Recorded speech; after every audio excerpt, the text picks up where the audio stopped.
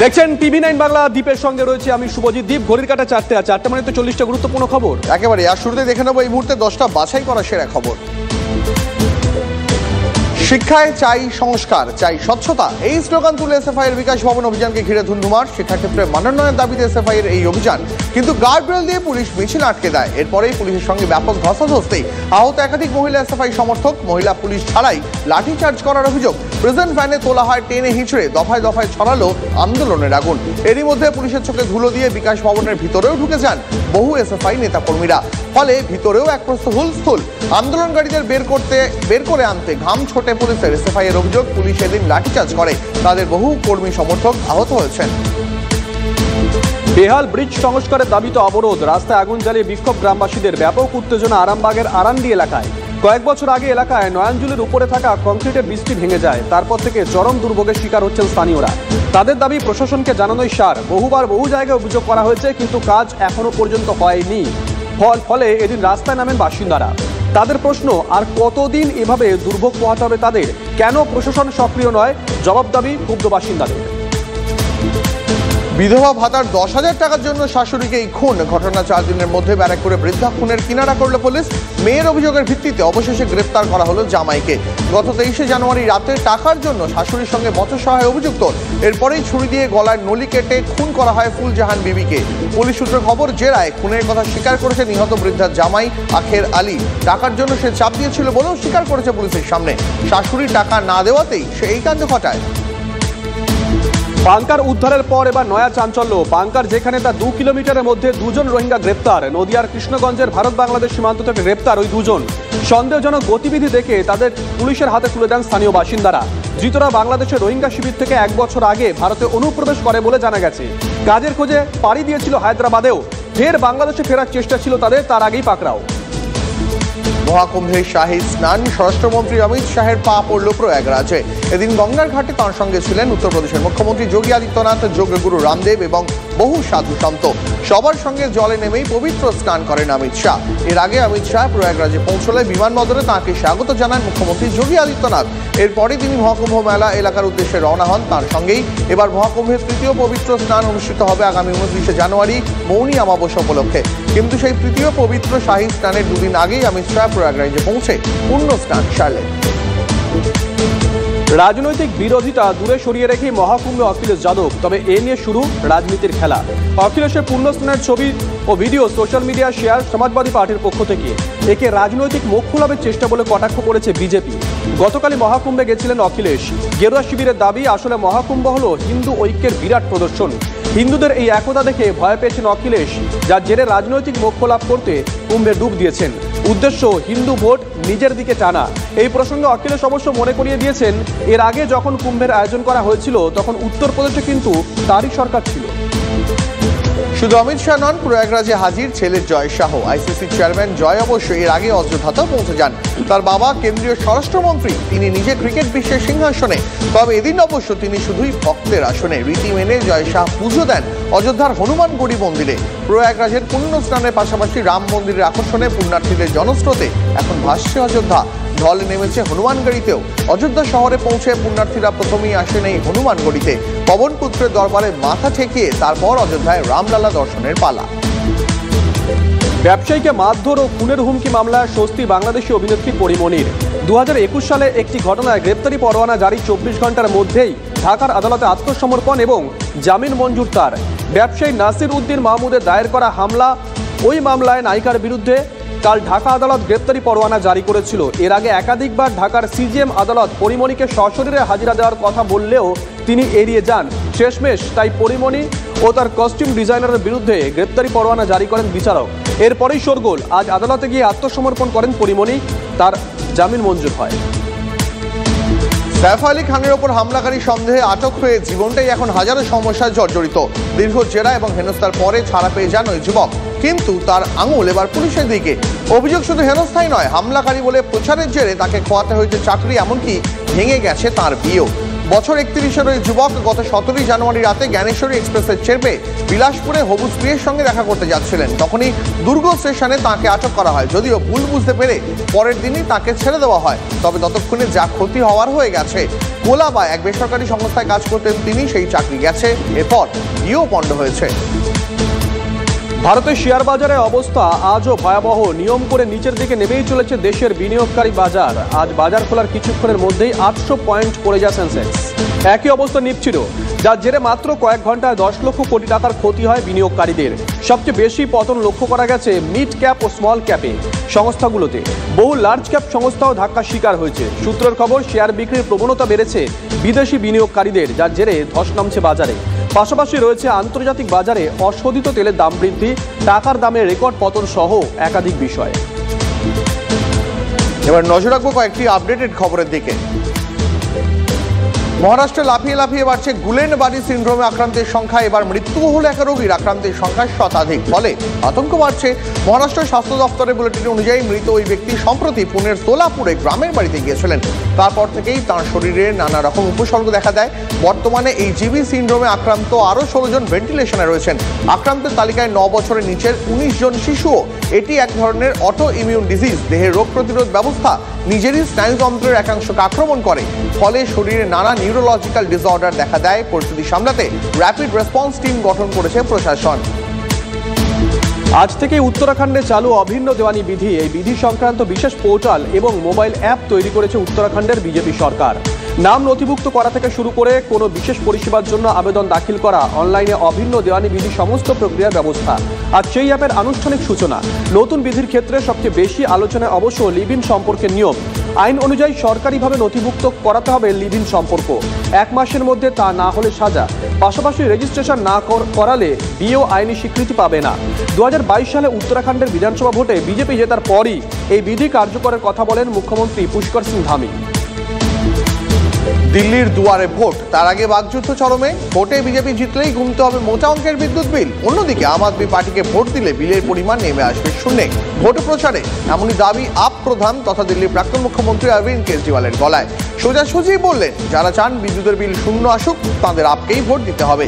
চলতি মাসের শুরুতেই কেজরিওয়াল জানিয়েছিলেন দিল্লিতে ক্ষমতায় ফিরলে ভাড়াটেদেরও বিনামূল্যে বিদ্যুৎ এবং জল দেওয়া হবে। জানান, দিল্লির বিভিন্ন প্রান্তে ঘুরে ঘুরে এই সমস্যার কথা তিনি জানতে পেরেছেন। ক্ষমতায় ফিরলে ভাড়াটেরাও যাতে এই ধরনের পরিষেবার আওতায় আসেন তা নিশ্চিত করবে আপ, প্রতিশ্রুতি তাঁর। কেন্দ্রীয় সরকারি কর্মচারীদের জন্য নতুন পেনশন স্কিম চালু। বিজ্ঞপ্তি জারি করে জানানো হয়েছে নয়া ব্যবস্থা শুরু হবে আগামী 1 এপ্রিল থেকে।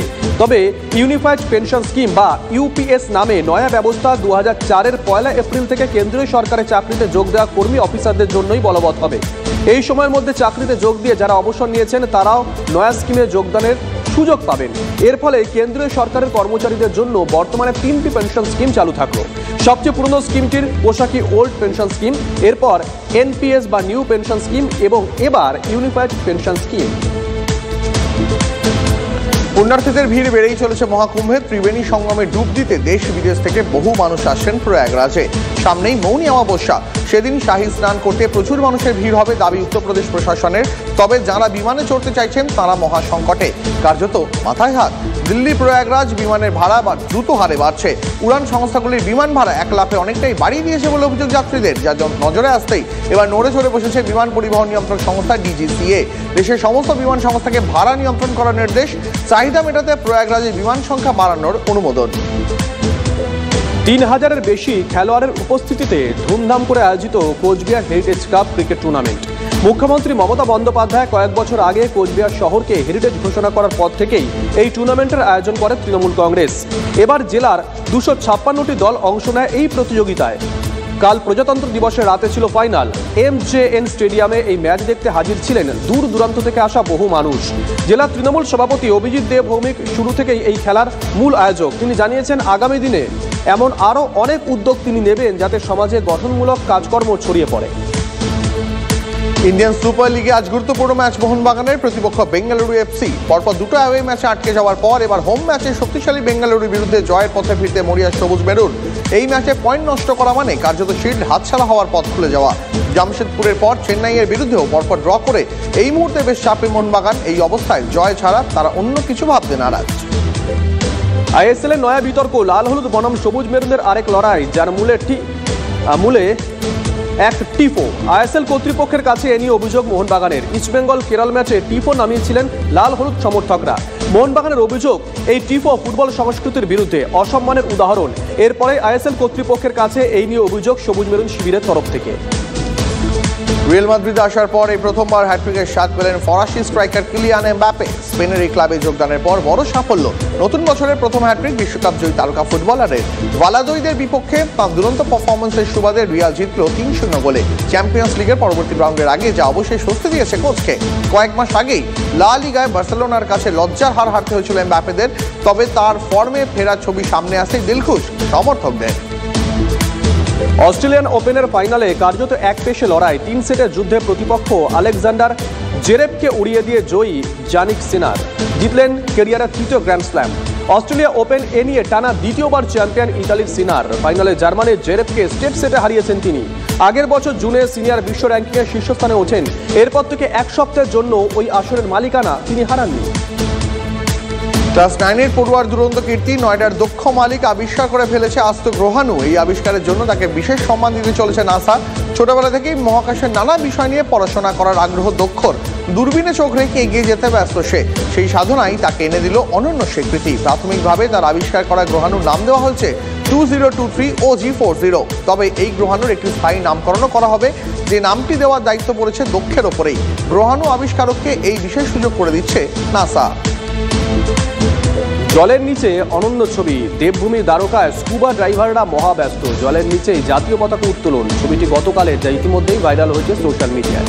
দ্বারকায় প্রায় 30 ফুট জলের নিচে জাতীয় পতাকা নিয়ে হাজির হয়েছিলেন এই স্কুবা ড্রাইভাররা। সেখানে তাদের নানা মুহূর্ত ক্যামেরাবন্দি করা হয়। কখনো জলের স্রোত চিরে এগিয়ে চলা, কখনো বা অন্য কায়দায়। দেখেই তাক লাগবে। রাজপথে বর্ণাঢ্য অনুষ্ঠান, কুচকাওয়াজ দেখে সাধারণত দেশবাসী অভ্যস্ত হয়ে গেছেন, কিন্তু এই ছবি একেবারে আলাদা, নজর কাড়া অ্যাডভেঞ্চার। এবার নজর রাখতেই হচ্ছে জেলার কয়েকটি গুরুত্বপূর্ণ খবরের দিকে। প্রায় 100 ঘন্টা পর অবশেষে স্বাভাবিক পরিস্থিতি। বালি ব্রিজে শুরু হলো যান চলাচল, শুরু ট্রেন চলাচলও। একদিকে হাওড়া হুগলি সংযোগস্থল, অন্যদিকে দক্ষিণেশ্বর বরানগর হয়ে কলকাতা ও উত্তর 24 পরগনার সঙ্গে যোগাযোগে একমাত্র ভরসাও এই বালি ব্রিজই। সেই ব্রিজ সংস্কার এবং সিসিআর ব্রিজের রেললাইন মেরামতির কাজের জন্য গত 22 জানুয়ারি রাত 12টা থেকে ট্রেন চলাচল বন্ধ ছিল। চরম ভোগান্তির শিকার হতে হয় যাত্রীদের। এবার ব্রিজের কাজ শেষ হওয়ার পর ফের ডানকুনি থেকে শিয়ালদা শাখায় স্বাভাবিক ট্রেন চলাচল।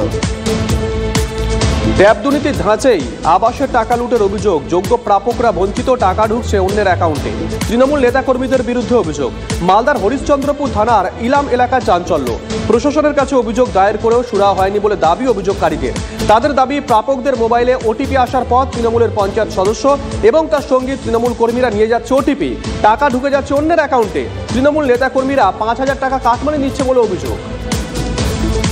এবার শস্য বিমার টাকা নিয়ে চরম দুর্নীতির অভিযোগ। সরব খোদ শাসক দলের নেতাই ব্লক প্রশাসনের কাছে লিখিত অভিযোগ দেয়। চন্দ্রকোনা 1 নম্বর ব্লকের ফুলচক গ্রামের ঘটনা। অভিযোগ, কৃষি জমি না থেকেও ভুল তথ্য দেখিয়ে হাজার হাজার টাকা পেয়েছেন অনেকেই। এদিকে যোগ্য কৃষকরা শস্য বিমার ক্ষতিপূরণের টাকা থেকে বঞ্চিত হচ্ছেন। অভিযোগ পেয়ে নড়ে চড়ে বসেছে প্রশাসন। ইতিমধ্যেই বেশ কয়েকজনকে চিহ্নিত করা হয়েছে। এ বিষয়ে মুখ খোলেননি চন্দ্রকোনা 1 নম্বর ব্লকের সহ কৃষি অধিকর্তা। মালদায় ঘটনার ঘনঘটা, বলা ভালো অপরাধের। এবার দোকান হাতাতে বাবাইকে হাসুয়ার কোপ ছেলের। তীব্র চাঞ্চল্য মালদার মোথাবাড়ি এলাকায়। গুণধর ছেলের বিরুদ্ধে শেষে থানায় অভিযোগ দায়ের অসহায় বাবার। তার দাবি, ছেলে যে কোনো মূল্যে দোকান হাতাতে চাইছে। এতটাই মরিয়া সে যে খুন করতেও পিছপা নয়। বাবার ওপরে হামলার পরে গা ঢাকা দিয়েছে অভিযুক্ত সাফায়াত হোসেন। সিসি ক্যামেরার ফুটেজ খতিয়ে দেখে ইতিমধ্যেই তদন্ত শুরু করেছে পুলিশ। দুদিন পর অবশেষে ময়নাতদন্ত। উত্তরবঙ্গ মেডিকেলে মৃত জলপাইগুড়ির প্রসূতি। TV9 বাংলার ময়নাতদন্ত না হওয়ার খবর সম্প্রচারিত হওয়ার পরেই নেওয়া হলো পদক্ষেপ। ভিডিওগ্রাফি করে ময়নাতদন্তের দাবিতে মর্গে থাকা পুলিশদের গতকালই ঘেরাও করে বিরোধীরা। এরপরেই ময়নাতদন্তের ব্যবস্থা। প্রসূতির দেহ তুলে দেওয়া হয় পরিবারের হাতে। গ্রামে দেহ পৌঁছতেই কান্নার রোল ভেঙে পড়েন তার পরিজন থেকে এলাকার মানুষরাও। ইতিমধ্যেই শেষকৃত্য সম্পন্ন হয়েছে। চোখ রাখতে হচ্ছে দেশের গুরুত্বপূর্ণ খবরে। রাস্তায় দাঁড়িয়ে ভিক্ষা করার অভিযোগ, গ্রেপ্তার যুবক। মধ্যপ্রদেশের ভোপালে দেখা গেল ভিক্ষাবৃত্তি প্রতিরোধ আইনে হাতে গরম পদক্ষেপ। পুলিশ সূত্রে খবর, MP নগর থানা এলাকায় এক ভিক্ষুকের বিরুদ্ধে অভিযোগ দায়ের করা হয়েছিল। ভোপালের বোর্ড অফিস সিগন্যালে দাঁড়িয়ে থাকা গাড়িতে ভিক্ষা চাইছিলেন তিনি। যুবককেও এই নির্দিষ্ট ট্রাফিক সিগন্যালের সামনে থেকে এরপর গ্রেপ্তার করা হয়। 1973 সালে ভিক্ষাবৃত্তি প্রতিরোধ আইন আনা হয়েছিল মধ্যপ্রদেশে। তাতে বলা হয়েছে কেউ ভিক্ষা করলে তাকে গ্রেপ্তার করে উপযুক্ত কাজের প্রশিক্ষণ দিতে হবে এবং তার উপর নির্ভরশীলদের কর্মসংস্থানের বন্দোবস্ত করে দেওয়া হবে। আপের মানে হলো অবৈধ আমদানিওয়ালা পার্টি, এমনই তোপ দাগলেন খোদ অমিত শাহ। অরবিন্দ কেজরিওয়ালের সরকার দিল্লিতে সাধারণ মানুষের সমস্যাগুলি সমাধান কোনোদিনও করতে পারবে না, এমন মন্তব্য শোনা গেছে তাঁর গলায়। 2014 সাল থেকে দিল্লিতে টানা ক্ষমতায় আম আদমি পার্টি, সে কথা উল্লেখ করেই শাহ বলেন, গত 10 বছরে দিল্লির পরিস্থিতি আরও খারাপ হয়েছে। জল জমছে, পানীয় জলের সমস্যা রয়েছে, হাসপাতালে গেলে ন্যূনতম পরিষেবাও পাওয়া যাচ্ছে না। কেজরিওয়াল এসব নিয়ে কি আদৌ চিন্তিত, প্রশ্ন তুলেছেন অমিত শাহ। আর কয়েকদিন পরেই দিল্লিতে বিধানসভা নির্বাচন, তার আগে আক্রমণ প্রতি আক্রমণের পারদ ক্রমেই চলছে। মহাকুম্ভকে হাতিয়ার করে ফের বিরোধীদের নিশানা উত্তরপ্রদেশের মুখ্যমন্ত্রী যোগী আদিত্যনাথের। সমাজবাদী পার্টির নেতা অখিলেশ যাদবকে টার্গেট, বললেন এখন একমাত্র প্রয়াগরাজে পবিত্র ডুবি বাঁচাতে পারে বিরোধীদের। যোগীর মন্তব্য, যেভাবে বিরোধীরা রাজ্যে বারবার আশাহত হয়েছেন, তাতে প্রয়াগরাজে পবিত্র স্নানই এখন একমাত্র পথ তাদের কাছে। রাজনৈতিক মহলে প্রশ্ন, তবে কি মিল্কিপুর আসনে উপনির্বাচনের আগে আসরে নেমেই পড়লেন যোগী? এই উপনির্বাচন নিয়ে প্রশ্ন করা হলে তার গলায় শোনা গেছে আত্মবিশ্বাসের সুর। মণিপুরে অশান্তির শেষ নেই, বিভিন্ন জায়গায় হানা দিয়ে এবার বিপুল পরিমাণ অস্ত্র উদ্ধার। আসাম রাইফেলস মণিপুর পুলিশের সঙ্গে যৌথ অভিযান চালিয়ে এই বিপুল অস্ত্র উদ্ধার করেছে ভারতীয় সেনাবাহিনী। মণিপুরের বিষ্ণুপুর জেলার বুংতে চিরু গ্রামের নানা প্রান্তে হানা দেওয়া হয়। গোপন সূত্রে খবর ছিল যে ওইসব এলাকায় প্রচুর অস্ত্রের ভান্ডার রয়েছে। তার নাগাল পেতেই ময়দানে বাহিনী এই অভিযানে স্নাইপার রাইফেল থেকে শুরু করে 9mm পিস্তল, ব্যারেল রাইফেল, গ্রেনেড সহ বিপুল অস্ত্র উদ্ধার করা হয়েছে। অনলাইন ট্রেডিংয়ে বিনিয়োগ করে দ্বিগুণ আয়ের সুযোগ, সাইবার অপরাধীদের এমনই বিজ্ঞাপনের ফাঁদে পড়ে মুম্বাইয়ের এক ব্যবসায়ীর 11 কোটি টাকা জলে। ইতিমধ্যে 2 অভিযুক্তকে গ্রেপ্তার করেছে পুলিশ, আরও 2 অভিযুক্তর খোঁজে তল্লাশি জারি আছে। পুলিশ সূত্রে খবর, সাইবার অপরাধীরা পোলাবার ওই ব্যবসায়ীকে ফোন করে বিনিয়োগের জন্য রাজি করান। ব্যবসায়ীর অভিযোগ, তাকে বলা হয় যে পরিমাণ টাকা বিনিয়োগ করবেন তার দ্বিগুণ টাকা তিনি আয় করতে পারবেন। একটি ভুয়ো বিনিয়োগ সংস্থা খুলে বসেছিল অভিযুক্তরা। ধীরে ধীরে ব্যবসায়ীর বিশ্বাস অর্জন, 11 কোটি টাকা বিনিয়োগ করে ভালো লাভও করেন, কিন্তু টাকা তোলার চেষ্টা করতেই প্রতারণার জাল ফাঁস।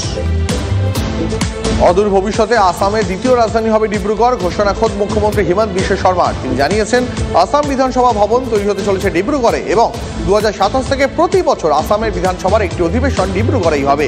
হিমন্তের কথায় আগামী বছরের 25শে জানুয়ারি থেকে ব্রহ্মপুত্রের দক্ষিণ পারে আসাম বিধানসভার স্থায়ী ভবন নির্মাণের কাজ শুরু হবে।